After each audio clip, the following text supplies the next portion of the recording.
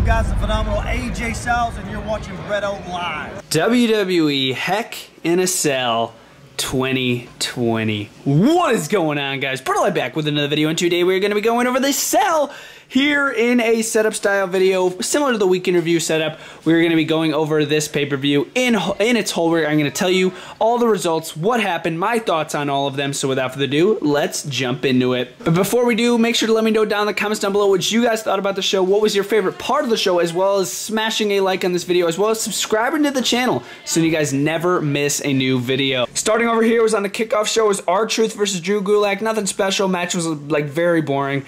Henceforth why it was on the kickoff show. But yes, it was for the 24/7 championship, and R-Truth picked up the victory, and I really have nothing else to say. It was okay, I guess. Moving over here, this match actually came up out of the ordinary. It was Bobby Lashley versus any member of Retribution for the United States Championship. I'm like, dang, those are some pretty high stakes. I thought they were gonna choose Dominic Dijakovic, I mean T-Bar, but no, they actually chose Slapjack. How interesting is that? So it's Slapjack versus Bobby Lashley for the United States Championship, and what I sort of expected. Bobby Lashley did retain his title with the Hurt Lock, the full Nelson submission maneuver, and he retained his title. And then Retribution tried to attack Bobby Lashley with the 4-on-1 assault, but then the rest of her business come out and got them all out of the ring. But yeah, not a half bad match, I guess. Bobby Lashley dominated basically the entire thing. Moving over here was Jeff Hardy versus Elias in a one-on-one match. This match wasn't half bad. I think it could have had a better ending in the end. Elias actually... Well, I think he was going to try to smack Jeff Hardy with the guitar, but then Jeff Hardy grabbed the guitar out of Elias' hand and then hit Elias with the guitar. So then basically Jeff Hardy kind of lost because he disqualified himself because he hit Elias with the chair. So that was a little disappointing. I was not really the biggest fan of that ending. But otherwise, not a half bad match, and I don't think it's over between these two. I think this rivalry is going to consist of the person that actually ran over Elias, because I don't think it was Jeff Hardy. I don't think it was Sheamus. So yeah, I think this rivalry is going to consist of the person that actually ran over Jeff Hardy. So that should be Elias. So that should be pretty interesting for the future to see what is going to happen with that. Moving over here, this was my personal favorite part of the show. This was freaking awesome. Okay, Otis, Miz, Money in the Bank briefcase on the line. You had Tucker on ringside. You also had Morrison on ringside, who actually ended up getting kicked off of ringside. Morrison did. But then Tucker was still left on ringside. I'm like, okay. So Miz has got Otis out in the middle of the ropes. Tucker's looking at him just like this. Tucker's got the briefcase that Morrison just left in the ringside area. And then Tucker smacks Otis. You guys heard me right. Smacks Otis with the Money in the Bank briefcase. It shocked me. I was in a state of shock when I saw this. I'm like, oh my God. Oh my God. I was not expecting this. Otis got turned on by Tucker. Tucker is now a heel. How crazy is that? What I thought of literally right away was Enzo Amore and Big Cass, because Big Cass, the reason for his heel turn was like, yeah, I was always in the shadow, always doing all the work for Enzo. That's basically what's going on right here. Tucker basically said the exact same thing backstage. I was always doing all the work for Otis. I was always in the shadow. I never get in the spotlight, which I thought was pretty interesting. But moving into the main thing, The Miz is Mr. Money in the Bank. Heck freaking yeah. I am so happy about that. To think that The Miz has a 99.9% chance of being the next WWE Champion or Universal Champion, more than likely WWE Champion. That is freaking awesome. Oh my God. I was not the biggest fan of Otis as Mr. Money in the Bank, even though I love Otis. Sorry. Not the biggest fan of him as Mr. Money in the Bank. I think this is freaking awesome, seeing The Miz as Mr. Money in the Bank. I'm interested to see what he's going to do with it. He's not going to make it a friggin' joke like he's been telling Otis. He's going to make it legit, he's going to make it real, he's going to make it prestigious, and I'm super happy about that, man. Moving over here, it was our Cell match of the night. It was Jey Uso versus Roman Reigns. Similar ending to this match as we saw at Clash of Champions. So basically, in the end, Jey Uso was just getting dominated. Not the entire match, of course, he did get some moves in, but at the end of the match, Roman Reigns was dominating him. Jimmy actually came out. He's like, man, we got to stop this. The cage was raised because Roman Reigns was going off. It was just, oh man, it just reminded me so much of Clash of Champions. Very, very similar.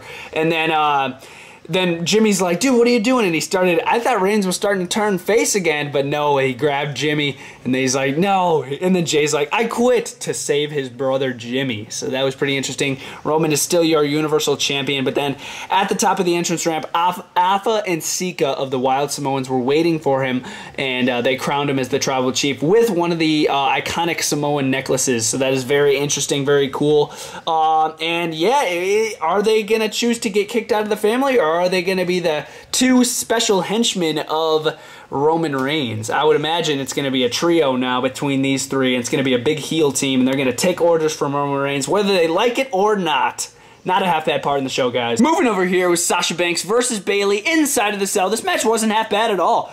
I am not sure if it was just me, but I noticed a lot of Meteora moves from Sasha Banks in this match. Like, literally, it was Meteora after Meteora after Meteora. I don't know. They were really good. She performed them really well, but there was just a lot of them. I don't know if anybody else noticed that. But yeah, in the end, you guys see it right here. Sasha Banks is your brand new SmackDown Women's Champion. Very happy about that. Finally, Bayley, after a friggin' year and a couple weeks, finally had got the title stripped away from her. I'm so happy about that.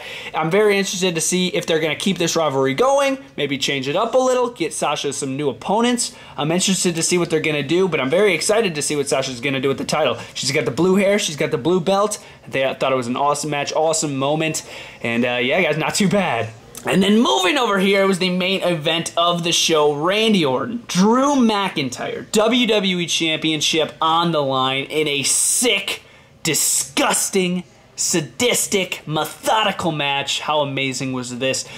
Man, definitely the spot of the match was when they were climbing on top of the cell. I'm like, no way they pull a Shane McMahon. This is not happening. Neither one of these men are going to fly off the top of the cell. They sort of did. They climbed halfway down, similar to what Seth Rollins and Dean Ambrose did that one, I think it was 2015, the cell, or it might have been 2014. But yeah, they were at like the middle section at the 10-foot halfway mark up the top of the cell, and then they were fighting back and forth, and then Drew McIntyre ended up falling off, which was pretty freaking cool, and then he was bleeding at the mouth. They hopped back in the ring. It was an all-out battle. Drew went for a Claymore kick, missed, got back up on his feet, RKO out of nowhere. The three most destructive letters in sports entertainment, RKO. So yeah, that was pretty freaking cool. And yeah, Randy Orton is a 14-time WWE World Champion.